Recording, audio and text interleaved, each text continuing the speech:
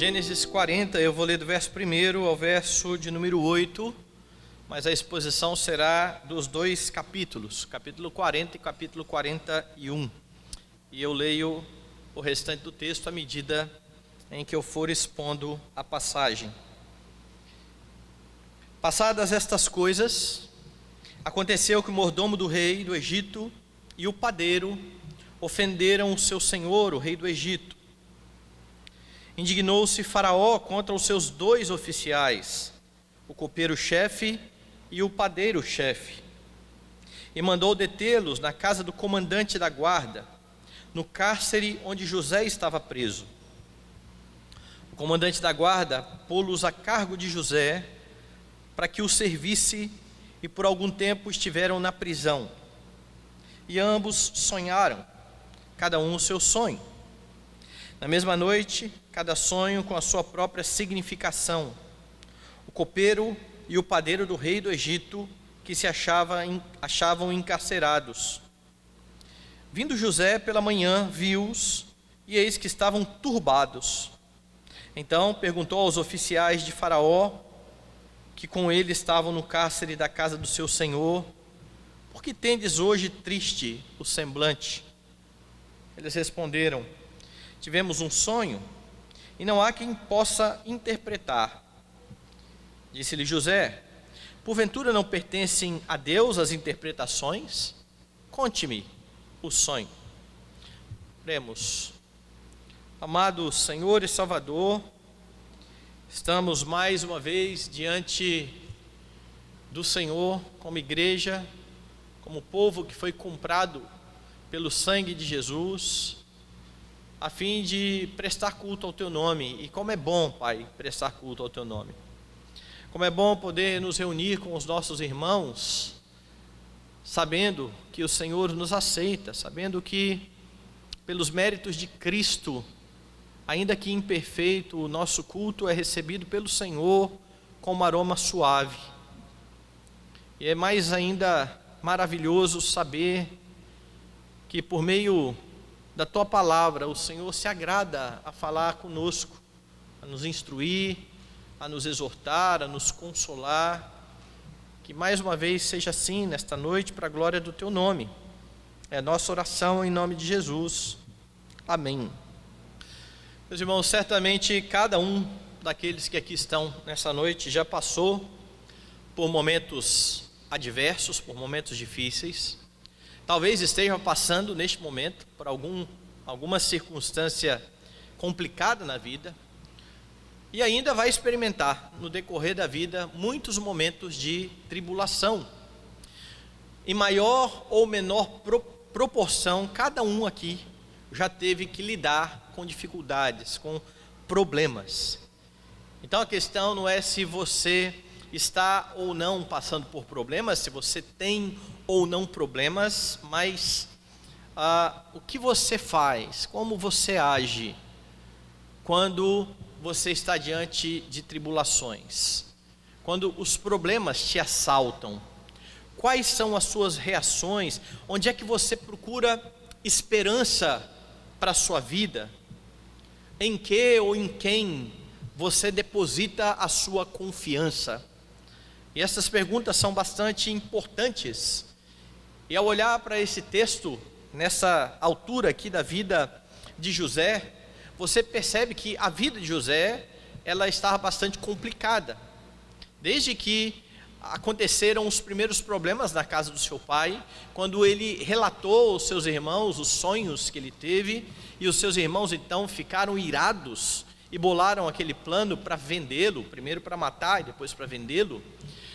Mas depois disso, depois que isso tudo aconteceu e José foi vendido, aparentemente as coisas parecem ter dado uma tranquilizada, porque ele foi parar na casa de Potifar. Nós vimos isso na semana passada, e como ele estava ali trabalhando e fazendo todas as coisas de uma forma que Deus fosse glorificado, Deus era com José, e Deus começou a abençoar a casa de Potifar por amor de José, e ele então era o segundo ali na casa.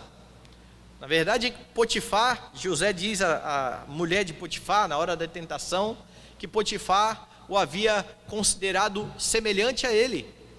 Então eles estavam numa posição de autoridade naquele local.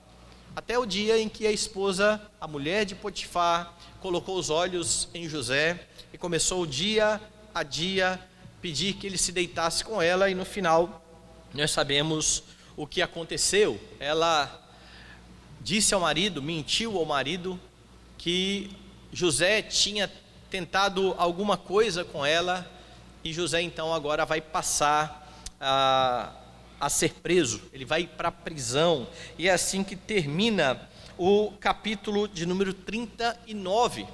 José para ali naquela prisão. Como é que José se portou aqui? Como é que ele agiu nessa altura da vida dele? E a partir desse texto você consegue aprender também como deve agir nos seus momentos de adversidade. Como é que você deve se portar quando as coisas estão difíceis para o seu lado?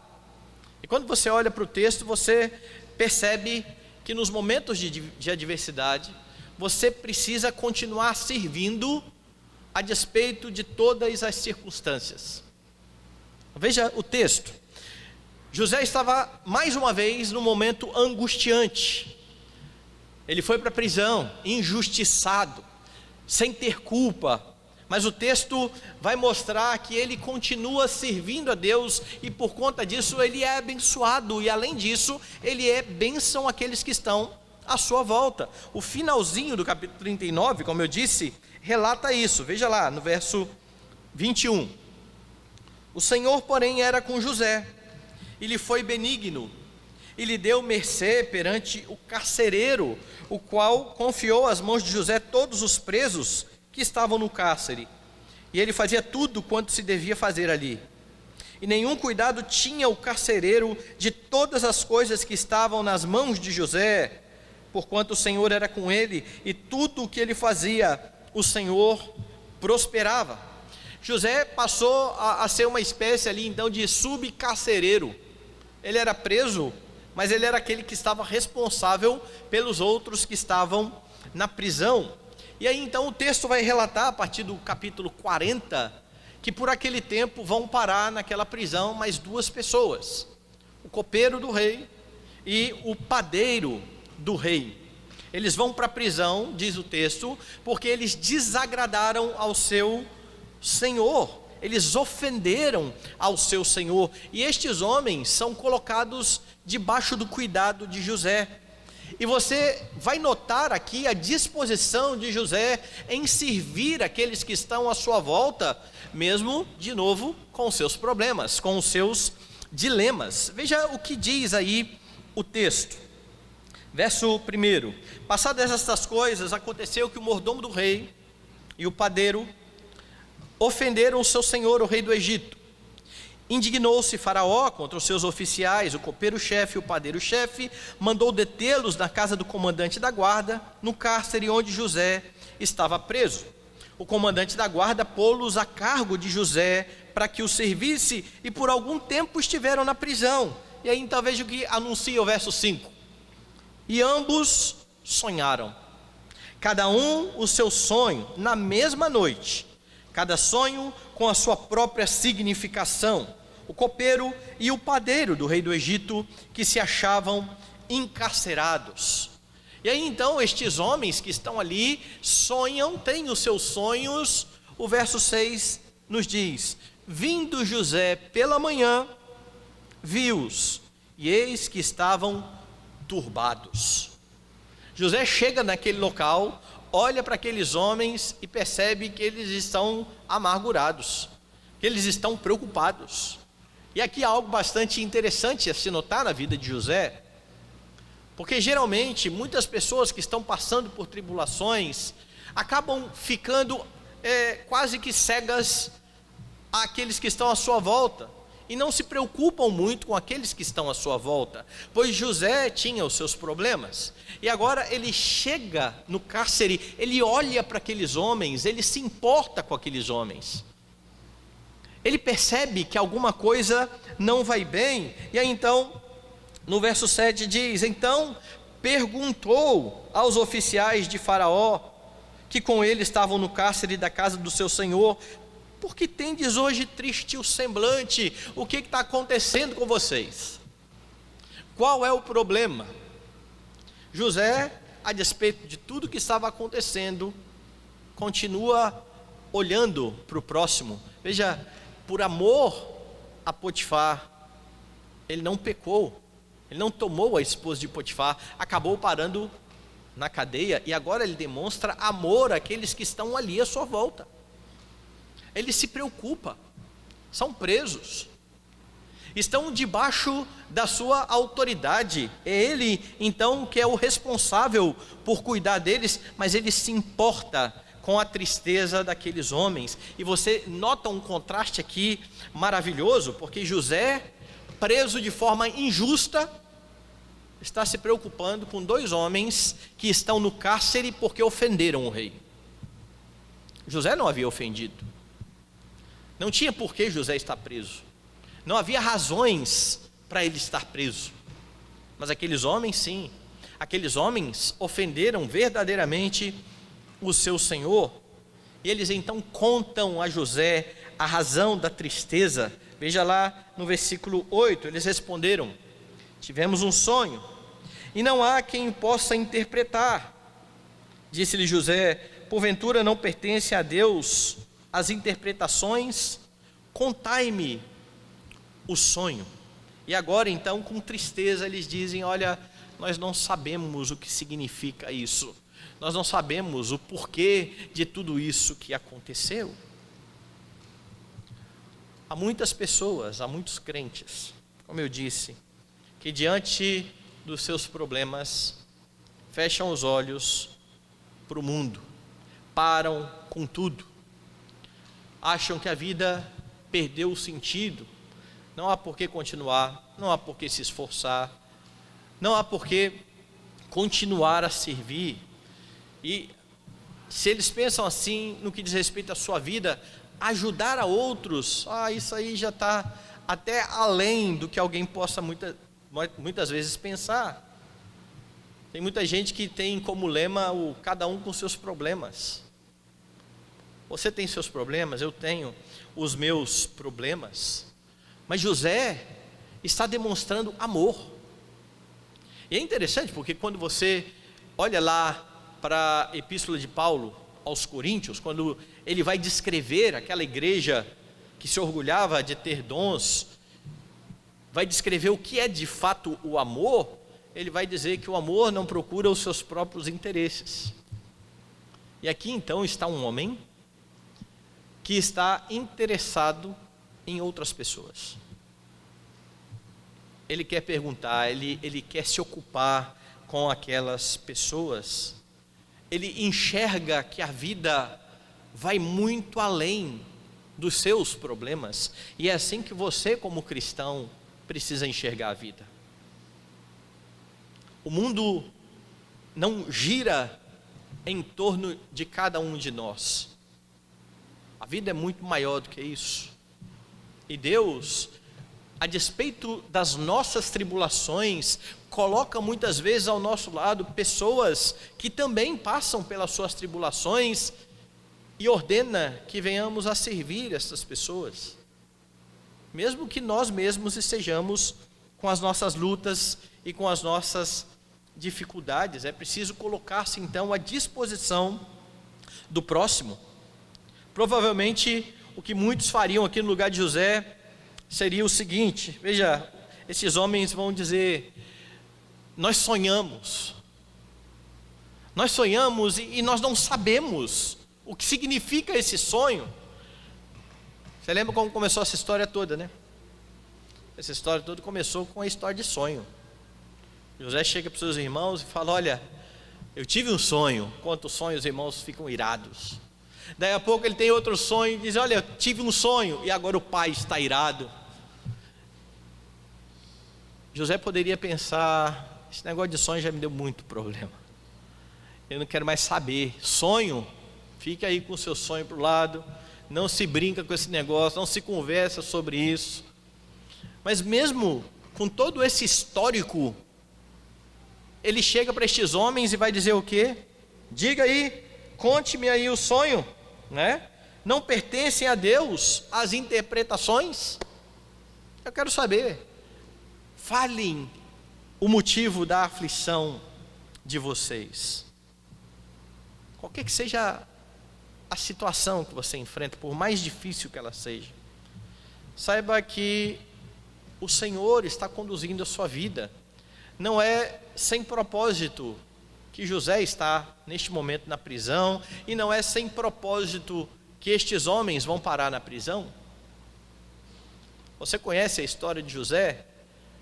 Você sabe onde nós vamos chegar daqui a pouco no texto?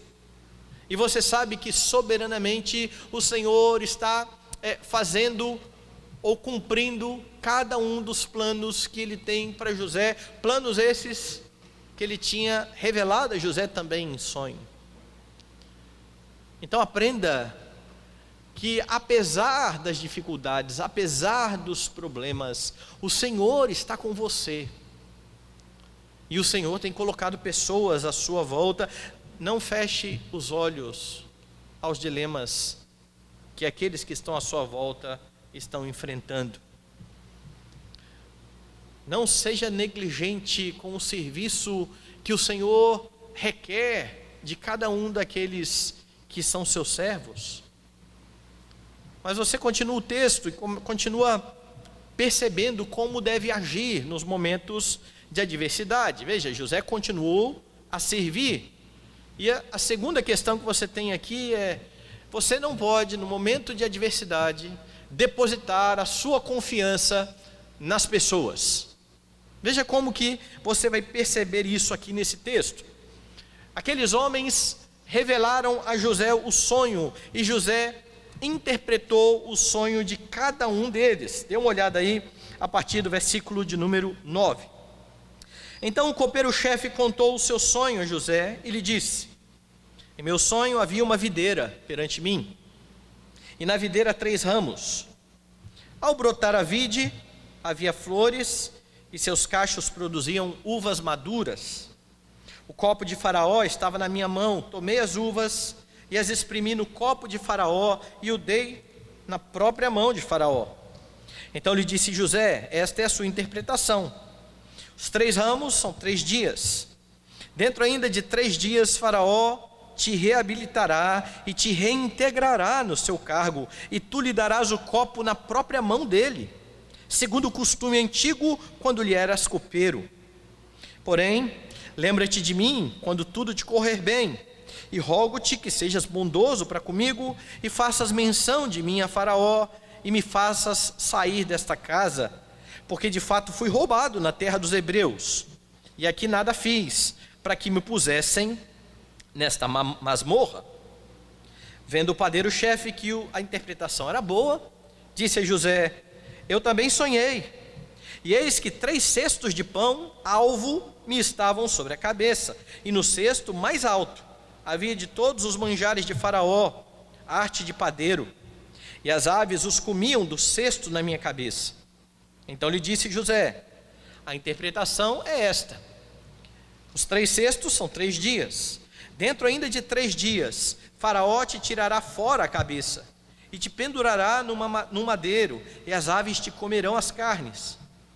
No 3º dia, que era aniversário de nascimento de Faraó, deu este um banquete e todos os seus servos, a todos os seus servos. E no meio destes, reabilitou o copeiro-chefe, condenou o padeiro-chefe. Ao copeiro-chefe reintegrou no seu cargo, no qual dava o copo na mão de Faraó. Mas ao padeiro-chefe enforcou, como José havia interpretado. O copeiro-chefe, todavia, não se lembrou de José, porém dele se esqueceu. Então veja, José interpreta o sonho de cada um deles, as suas significações. Você vai ser libertado, você vai ser morto. É isso que significa cada um destes sonhos. Mas depois que José interpreta o sonho do primeiro, ele coloca agora a sua esperança nas mãos daquele homem. E veja o dilema, porque José de fato está preocupado com aquele homem, mas agora que ele abençoa aquele homem, serve aquele homem, ele lhe pede um favor. Olha, lembra-te de mim. Veja o verso 14: quando tudo te correr bem, e rogo-te que sejas bondoso para comigo, e faças menção de mim a Faraó, e me faças sair desta casa, porque de fato fui roubado da terra dos hebreus, e aqui nada fiz para que me pusessem nesta masmorra. Mesmo José, que está se importando aqui com o próximo à sua volta, neste momento parece que ele dá uma titubeada na fé e coloca toda a sua esperança agora naquele homem. Bom, essa aqui é a minha chance. Eu vou servir esse homem e este homem vai me agradecer. Este homem vai me retribuir. Lembre-se de mim quando você for restituído. E é interessante porque você percebe que José agora associa essa tribulação àquela primeira tribulação.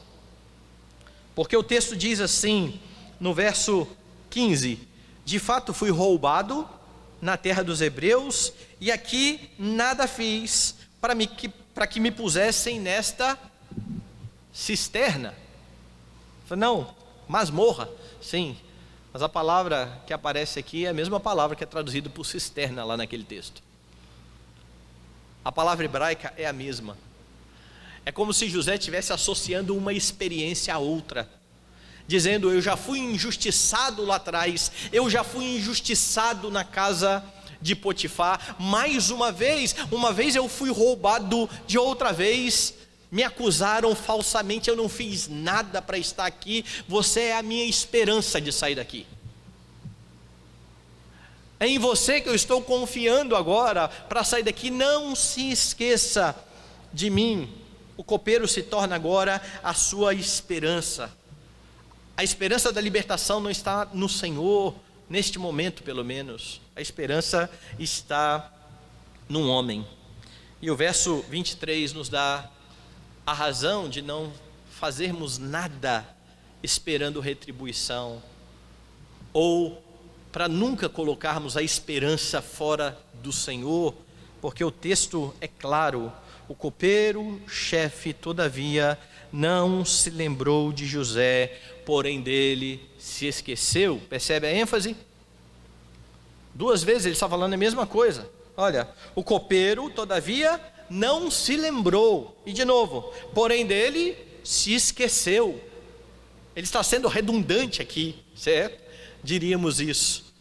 Há uma ênfase de fato aqui para dizer que aquele homem, ao ser libertado, não tomou mais conhecimento do seu ajudador. É por isso que quando você serve, você não pode servir esperando que outros venham a retribuir você, porque isso vai ser fonte de frustração. O amor não procura os seus próprios interesses. Quando você serve esperando algo em troca, e isso não vem, isso vai causar a você tristeza, isso vai levar você a murmurar, isso vai levar você a ficar insatisfeito. Não coloque a sua esperança nos homens. E é por isso que o texto traz aqui um todavia. Mesmo este homem tendo sido liberto, como José havia dito, como José havia interpretado, mesmo assim ele não se lembrou de José. Ele retribuiu a bondade de José, que se importou com ele, com indiferença. E não são poucas as vezes que nós vamos passar por situações assim. Pessoas que você acudiu e que de repente se voltam contra você. Ou ainda que não se volte contra você, simplesmente te ignore quando você precisa de ajuda. Esquece-se de tudo aquilo que você já fez em relação a eles e vão cuidar das suas vidas. Este homem que foi preso de forma justa, porque ele ofendeu o seu Senhor, quando saiu, continuou cuidando da sua vida e somente da sua vida. Diferente de José, que lá naquele momento se importou com ele mas que depois viu uma chance de ter algum tipo de retribuição.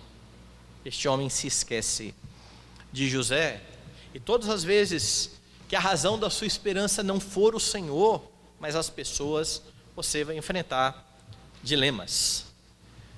Claro que isso não quer dizer que você não deve desenvolver amizades, não deve buscar auxílio com os amigos. O que o texto indica, homens são falhos. Homens são falhos. Homens nos decepcionam. O contrário é verdadeiro. Nós também decepcionamos as pessoas. Por vezes nós só lembramos das pessoas que falharam conosco, mas nós não fazemos muito as contas de quantas vezes nós falhamos com as pessoas. Ainda que tivéssemos empenhado a nossa palavra. Você se lembra de Pedro empenhando a palavra dele a Jesus? Você imagina se Jesus estivesse confiando em Pedro, quando Pedro diz assim: de maneira nenhuma isso vai acontecer com o Senhor, mestre.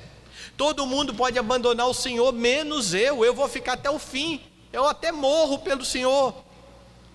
Jesus, que conhece todas as coisas, que conhecia o coração de Pedro, falou assim: Pedro, você vai me negar, antes que o galo negue, você vai me negar, que cante, você vai me negar 3 vezes. A esperança do Senhor não está em Pedro, porque se estivesse, você sabe qual foi a história. Assim que as coisas apertaram, Pedro negou o Senhor 3 vezes, como ele havia dito. Mas veja, mesmo Jesus não colocando a sua esperança em Pedro, Pedro vai me defender. Você se lembra quem estava com Jesus lá no monte, quando ele foi orar? Pedro, Tiago, João. Isso nos ensina que nós precisamos desses relacionamentos, que nós devemos nos envolver com as pessoas, sem esperar delas perfeição, porque pode ser que na hora H, na hora que você mais precisa, elas falhem. Isso não significa que não sejam verdadeiramente amigos, isso significa que são pecadores. Você já viu aquelas frases prontas? Os verdadeiros amigos a gente só conhece na hora do aperto. O problema é que às vezes na hora do aperto, se tiver apertado para o amigo também, ele vai cuidar da vida dele. E de novo, isso não significa que ele não seja amigo, isso significa que ele é tão pecador quanto você é pecador e quanto eu sou pecador, e que nós falhamos. É por isso que nós compartilhamos problemas, as pessoas oram conosco, nós oramos pelas pessoas, mas a esperança está naquele a quem nós oramos. A esperança está somente no Senhor, ou deve estar somente no Senhor, porque pode ser que os homens falhem conosco. Muitos não vão cumprir com a sua palavra por pensar somente em si mesmos. Mas o principal, homem algum conseguirá suprir as expectativas que por vezes começamos a acalentar no nosso coração. Porque não são poucas as vezes também que nós olhamos para as pessoas e esperamos delas não menos que a perfeição. Ela pode ter caminhado muito conosco, nos auxiliado, nos ajudado. Na hora que ela falhar, nós dizemos: não é confiável. Esquecendo que nós mesmos falhamos com as pessoas. Não coloque a sua esperança nas pessoas, não tenha expectativas altas sobre as pessoas. Uma vez eu fui pegar a Fernanda na escola, era no CEMEI ainda, aqui em Jardim da Penha, e naquele dia eu entrei ali e tinha uma coordenadora da escola que estava com um semblante tão triste, que que você notava, assim, estava com o olho até meio avermelhadinho. Eu falei assim, aconteceu alguma coisa? Eu posso te ajudar em alguma coisa? Aí ela falou assim, olha, eu estou muito triste. Eu falei, mas por que você está muito triste? Eu pensei que tivesse acontecido alguma coisa na família e tal. Ela falou, olha, a minha filha sempre foi uma aluna exemplar. Ela passou aqui por esse CMEI, todo mundo elogiava a minha filha, porque não precisava nem pedir para ela fazer as coisas, ela já estava fazendo. A melhor aluna da sala. Agora eu fui chamada na escola, porque minha filha não quer saber de estudar e está fazendo bagunça na sala de aula. Veja, o problema é bem menor do que eu imaginava, certo? Mas por que o coração daquela mãe estava tão aflito assim? Porque na cabeça dela, ela nunca ia ter problema com a filha. Bom, se aqui no jardim da infância, né? Na época minha que era jardim da infância, agora não é mais. Ela já é tão boa aluna, essa menina aí vai deslanchar, nunca vou ter problema. E agora o fato de alguém chamá-la na escola, ela que é uma coordenadora de escola, e o trabalho dela é esse, chamar os pais para falar dos seus filhos desobedientes, está sendo chamada porque a sua filha não quer estudar. Aquela mulher estava desconsolada. Qual era o problema? Expectativas altas demais que ela colocou na filha. Quanto maior a expectativa, maior vai ser a frustração. Maior. Espere no Senhor. Descanse no Senhor. Confie no Senhor. Envolva-se com as pessoas. E de novo, ore com elas. Ore por elas. Peça oração a elas. Não ache que a sua vida depende delas. E por conta dessas expectativas altas, maridos acham que estariam mais felizes se eles tivessem outra esposa. Esposas se frustram achando que se elas tivessem um tipo de marido diferente, a vida delas seria mais tranquila. Ou pais que olham para os seus filhos e dizem, se meus filhos fossem iguais aos filhos de fulano de tal. E aí nós vamos colocando as nossas expectativas altas nas pessoas que estão ao nosso redor, vamos nos frustrando, vamos ficando tristes, esquecendo que não é nelas que pode estar a nossa esperança. José, neste instante, coloca a sua esperança nas mãos deste homem. Lembre-se de mim, eu estou aqui por causa de uma injustiça. E Deus está tratando o coração de José.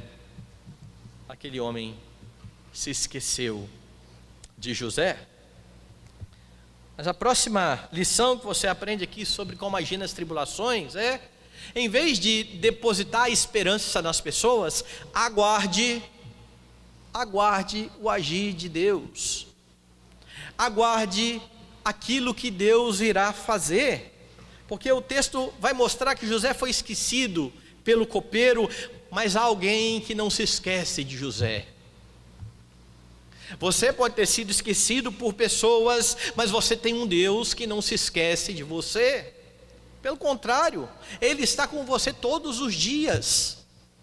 É impossível que o Senhor se esqueça daqueles com quem Ele está caminhando todos os dias.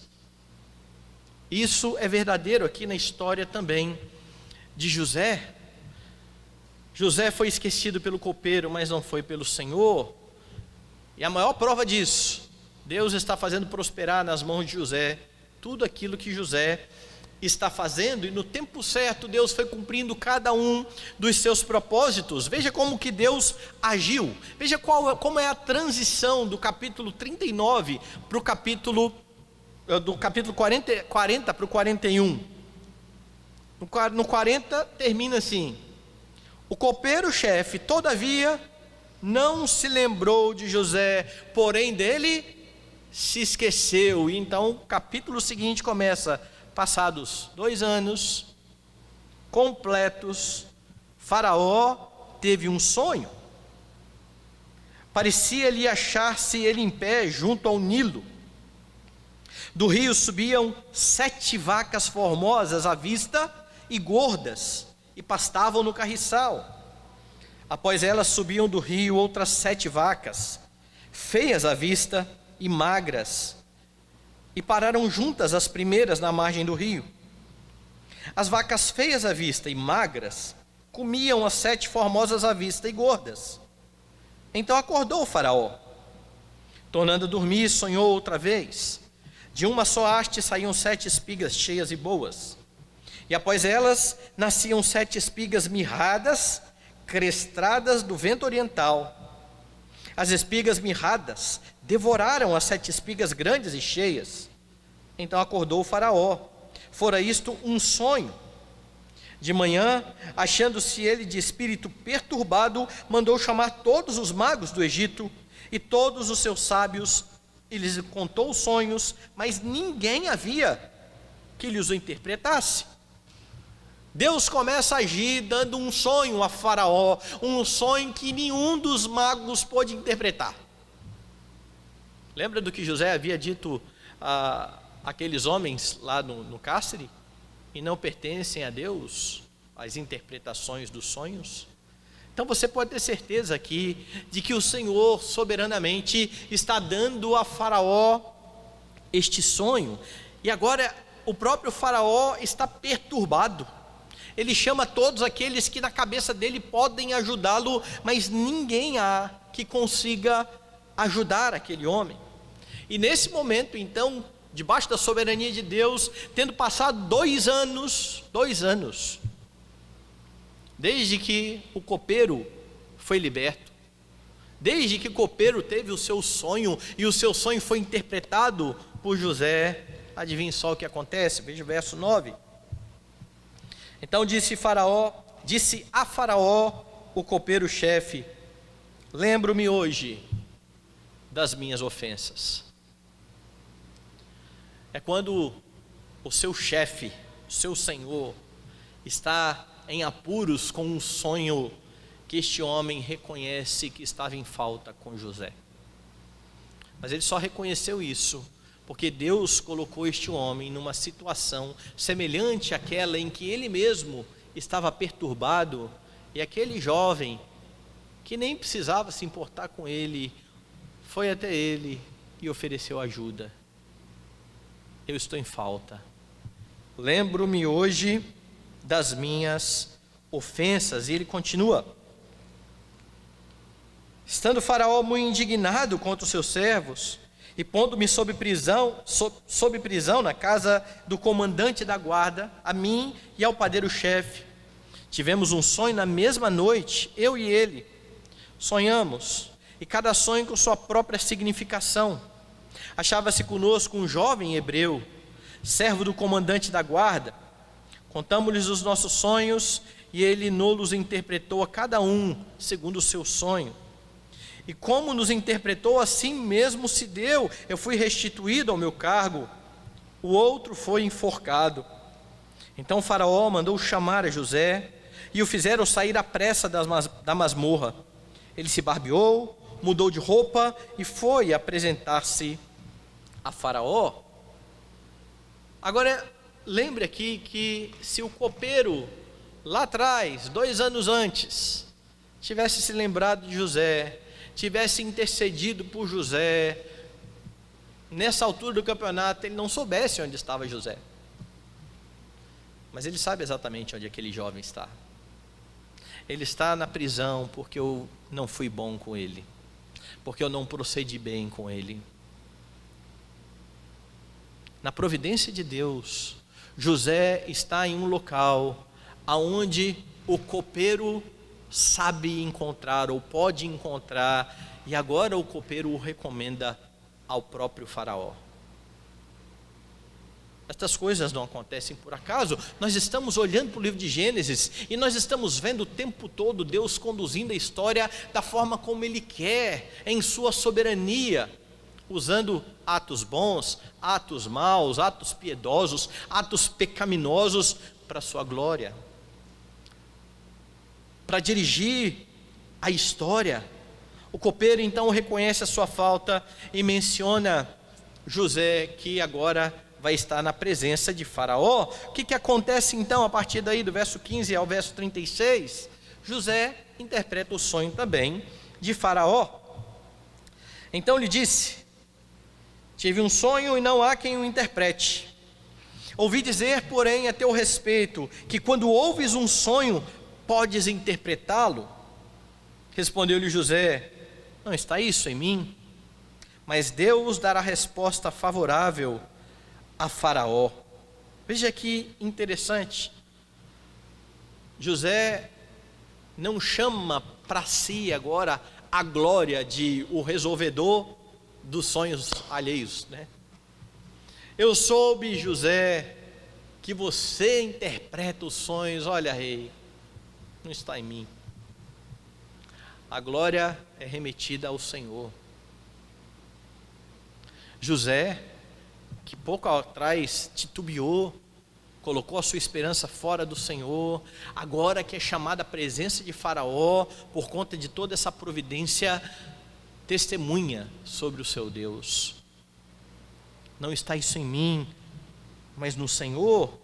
Veja, ele já havia mencionado isso ao copeiro e ao padeiro, como eu disse, a glória de Deus.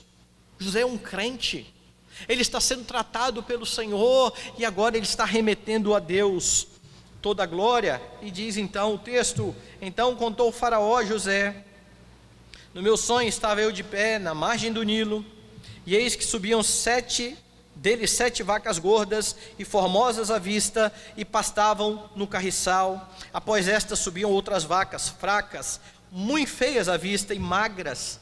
Nunca vi outras assim, disformes, em toda a terra do Egito.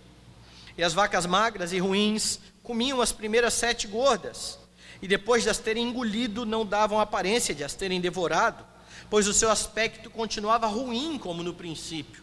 Então acordei. Depois vi em meu sonho que 7 espigas saíam de uma mesma haste, cheias e boas. Após elas nasceram 7 espigas secas, mirradas e crestadas de vento oriental. As 7 espigas mirradas devoravam as 7 espigas boas. Contei-o aos magos, mas ninguém houve que me interpretasse. Então lhe respondeu José: o sonho de Faraó é apenas um. Deus manifestou a Faraó o que há de fazer. As 7 vacas boas serão 7 anos, as 7 espigas boas também 7 anos. O sonho é um só. As 7 vacas magras e feias que subiam após as primeiras serão 7 anos, bem como as 7 espigas mirradas e crestadas do vento oriental serão 7 anos de fome. Esta é a palavra, como acabo de dizer a Faraó, que Deus manifestou a Faraó que ele há de fazer. Eis aí vem 7 anos de grande abundância por toda a terra do Egito.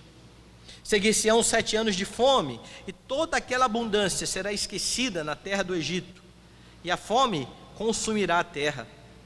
E não será lembrada a abundância na terra, em vista da fome que seguirá, porque será gravíssima. O sonho de Faraó foi dúplice, porque a coisa é estabelecida por Deus, e Deus se apressa em fazê-la. Agora, pois, escolha Faraó um homem ajuizado e sábio, e o ponha sobre a terra do Egito. Faça isso, Faraó, e ponha administradores sobre a terra, e tome a 5ª parte dos frutos da terra do Egito nos 7 anos de fartura. Ajuntem os administradores toda a colheita dos bons anos que virão, recolham cereal debaixo do poder de Faraó para mantimento nas cidades e o guardem. Assim, o mantimento será para abastecer a terra nos 7 anos da fome que haverá no Egito, para que a terra não pereça de fome. José interpreta o sonho de Faraó e ainda mostra qual é o caminho a ser tomado. E quando ele mostra o caminho a ser tomado, Deus faz de José o governador do Egito. Ao ouvir que deveria ter administradores, um homem ajuizado para ser colocado sobre a terra ou sobre o Egito, Faraó abençoa José. Faraó vai alçar José ao posto mais alto na terra do Egito. No tempo de Deus, 2 anos depois porque ele havia colocado a sua esperança no copeiro. Deus não tem compromisso com o tempo que você estabelece para Ele. Deus tem compromisso com aquilo que Ele quer fazer na sua vida. Afinal de contas, Ele vai forjar em você o caráter de Cristo. Ele vai tratar a sua vida. E você precisa se lembrar que todas as coisas cooperam para o bem daqueles que amam a Deus. Todas. No caso de José, ser lançado lá naquele buraco, naquela cisterna, ser acusado falsamente, ter ido parar na prisão, ter sido esquecido pelo copeiro a quem ele fez o bem. Todas as coisas cooperam para o bem daqueles que amam a Deus. E nisso, Deus está cumprindo os planos, os sonhos que Ele havia revelado a José. Ele vai ser o Senhor sobre todos aqui. No verso 41 a 44, você percebe isso, veja lá. Disse mais Faraó a José: vês que te faça autoridade sobre toda a terra do Egito. Então tirou Faraó o seu anel de sinete da mão, o pôs na mão de José, fê-lo vestir roupas de linho fino, lhe pôs ao pescoço um colar de ouro, e fê-lo subir ao seu segundo carro, e clamavam diante dele: inclinai-vos. Desse modo o constituiu sobre toda a terra do Egito. Disse ainda Faraó a José: eu sou o Faraó, contudo sem a tua ordem ninguém levantará a mão ou o pé em toda a terra do Egito. Deus age no devido tempo. Você não precisa, nas tribulações, ficar desesperado, mas você precisa aguardar o Deus que vai te socorrer. Como? Nós não sabemos. De que forma? Nós não sabemos. Saiba que em alguns momentos Deus socorre os seus servos, até mesmo os livrando desse mundo e tomando para si. O que para muitos é uma tragédia, que é a morte, para o cristão muitas vezes é o fim das tribulações. Deus nos socorre, ainda que seja nos levando para Ele, ainda que seja nos chamando deste mundo para estar na sua santa presença, sem pecado, Ele nos socorre. Você confia nisso? Você confia no socorro do Senhor, na forma como o Senhor irá socorrer? Porque às vezes quando nós clamamos por socorro, nós queremos estabelecer a agenda para Deus, vai ser dessa forma. E Deus muitas vezes vai fazer de forma diferente, mas da melhor forma, porque é a maneira dele. Lembre-se que Deus age no tempo dele, e creia que no momento certo o Senhor tirará de você sofrimentos, provações e tribulações, seja o tomando para si, seja no seu retorno glorioso, ou mesmo sendo você permanecendo nesse mundo sem essa tribulação pontual que você enfrenta. Confie no cuidado do Senhor. E por último, que você percebe aqui no texto, de como agir nas tribulações, louve a Deus pelas bênçãos concedidas. José foi um excelente governador, ele administrou tudo com sabedoria, e aí o texto vai nos dizer que vai ser dada por esposa a ele uma mulher, a filha de Faraó. Veja lá no texto o que vai dizer, a partir do versículo 45. E a José chamou Faraó de Zafenete Paneia, e lhe deu por mulher a Asenate, filha de Potífera, sacerdote de On, e percorreu José toda a terra do Egito. Faraó muda o nome de José, perceberam? José tem o seu nome mudado, tem a ver com os deuses dele. É dado a ele uma esposa. E aí o texto diz: era José da idade de 30 anos, quando se apresentou a Faraó, rei do Egito, e andou por toda a terra do Egito. Isso significa que já tem 13 anos, desde que José foi lançado naquele buraco, naquela cisterna. 13 anos. Quanto tempo você tem esperado em sua tribulação pelo socorro de Deus? 13 anos. Nos 7 anos de fartura, a terra produziu abundantemente. E ajuntou José todo o mantimento que houve na terra do Egito durante os 7 anos, e os guardou nas cidades. O mantimento do campo ao redor de cada cidade foi guardado na mesma cidade. Assim, ajuntou José muitíssimo cereal, como a areia do mar, até perder a conta, porque ia além das medidas. Antes de chegar a fome, nasceram 2 filhos a José, os quais lhe deu Asenate, filha de Potífera, sacerdote de On. José, ao primogênito, chamou de Manassés, pois disse: Deus me fez esquecer de todos os meus trabalhos e de toda a casa do meu pai. Ao segundo chamou-lhe Efraim, pois disse: Deus me fez próspero na terra da minha aflição. Perceba então, José casa com a filha lá do sacerdote, ele tem o seu nome mudado, mas quando Deus o abençoa e faz com que todas as coisas prosperem da forma como ele havia dito que ia acontecer, quando ele tem os seus filhos, ele coloca 2 nomes hebreus nos seus filhos, e cada nome com o seu significado. Manassés, Efraim. Manassés significa literalmente levando a esquecer. Veja o que ele diz aí no texto, o nome do filho, 51. Ao primogênito chamou Manassés, pois disse: Deus me fez esquecer de todos os meus trabalhos e de toda a casa do meu pai. O que ele está dizendo aqui é que os sofrimentos ligados à casa do seu pai, Deus os havia feito ele esquecer.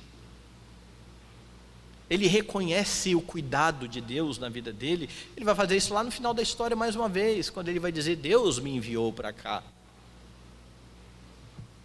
O segundo filho, ele dá o nome de Efraim, ou frutífero, reconhecendo que a bênção da prosperidade vem de Deus, e que ele estava sendo próspero a despeito de todo o sofrimento que ele teve de enfrentar. Os nomes dos filhos de José são uma celebração ao Deus que está cuidando dele. Mas quando você olha para a vida de José, de novo, você vai ver a mesma coisa de outros personagens, altos e baixos. Ele confia em Deus, ele vacila, ele confia em Deus, ele vacila. Você tem sido grato a Deus pelo que Ele tem feito na sua vida? Você consegue agradecer a Deus quando você olha para trás e olha para as tribulações das quais você já foi libertado? Lembra do salmista? Foi-me bom ter passado pela tribulação, para que eu aprendesse os teus decretos. Você consegue olhar para a sua história, para os momentos tristes, e louvar a Deus e dizer: hoje Deus me fez esquecer do meu sofrimento, Deus tem me feito próspero. Nós precisamos aprender a ser gratos a Deus, até pelas tribulações, até pelas dificuldades, por tudo o que Ele tem feito na nossa vida. Nós cantamos, um dos nossos hinos declara isso, né? Eu te agradeço, ó Pai, os meus amigos, e os inimigos também te agradeço. Sou grato por vitórias em gemidos, e outras bênçãos que eu me esqueço. Eu preciso lembrar, e mesmo daquilo que eu não lembro, eu preciso agradecer a Deus, e mesmo dos momentos de dificuldade, eu preciso agradecer a Deus, e louvar a Deus, por saber que todas as coisas cooperam para o meu bem, por saber que eu tenho que ter por motivo de alegria o passar por várias provações, você não louva a Deus somente quando as coisas saem do seu jeito, quando a vida está tranquila, pelo menos da forma como você acha que é uma vida tranquila, você louva a Deus em toda e qualquer situação. E é isso que você percebe aqui em José. O que você tem feito na sua adversidade? A história de José nos dá um norte, nos mostra como podemos nos portar por causa da habitação do Espírito Santo em nós, fruto da obra do Senhor Jesus Cristo. Agora, como eu disse, repare algo importante. 13 anos se passaram desde que ele havia sido vendido pelos irmãos. E aqui parece que faz ecoar aquilo que Davi vai escrever mais à frente. Esperei com paciência no Senhor. Ele se inclinou para mim e me ouviu quando eu clamei por socorro. Há 13 anos que este homem está clamando por socorro. Esperei com paciência no Senhor. E aqui você vê a história apontando em vários momentos para a história de Cristo, que também foi humilhado e depois conduzido à exaltação. Semelhantemente a Cristo, José que foi servo, e Jesus semelhantemente se fez servo e foi exaltado pelo Senhor sobremaneira, recebendo o nome que está acima de todo o nome. Quando você olha para o texto, veja nos versículos 55 a 57, aí do capítulo 41. Sentindo toda a terra do Egito a fome, clamou o povo a Faraó por pão. E Faraó dizia a todos os egípcios: ide a José. O que ele vos disser, fazei. Havendo, pois, fome sobre toda a terra, abriu José todos os celeiros e vendia aos egípcios, porque a fome prevaleceu na terra do Egito. E todas as terras vinham ao Egito para comprar de José, porque a fome prevaleceu em todo o mundo. Quem tinha fome de pão ia a José. Jesus se declara o pão da vida, aquele que, se você se alimentar dele, você jamais terá fome. A fome que todo homem tem depois do pecado só pode ser saciada por aquele para quem José está apontando, para aquele que é o pão da vida, para aquele que fala que é a verdadeira comida e a verdadeira bebida, se referindo às suas carnes e ao seu sangue, para saciar a sua fome espiritual, somente indo até Cristo, porque ainda que você experimente nesse mundo muita prosperidade e nenhuma tribulação, sem Jesus Cristo você terminará os seus dias faminto, ainda que tenha abundância. Mas se você está em Cristo, a despeito de todas as tribulações, de todas as dificuldades, você estará saciado. Estes que estão indo a José, estão comprando de José. Nós lemos aqui no texto de Isaías, que aquilo que nós temos a comprar do Senhor Jesus Cristo, nos é oferecido por graça. Nós compramos sem dinheiro e sem preço, porque o preço já foi pago por Ele.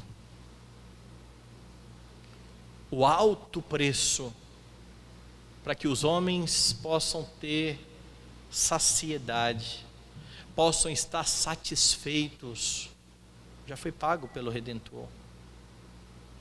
E quando você vai até Cristo, você não tem mais que passar fome, você não tem mais sede, você tem em abundância o pão da vida, a água da vida, o Redentor que está conduzindo a sua história, o Redentor que também não tem compromisso com a sua agenda e com o tempo que você espera que Ele faça as coisas acontecerem. Confie nele. Esteja cada um dos seus dias na presença dEle. E por meio da Escritura, alimente-se dEle. Que o Senhor, a cada dia, encha o seu coração da sua palavra, a fim de que você possa ficar firmado nele e ter toda alegria nele.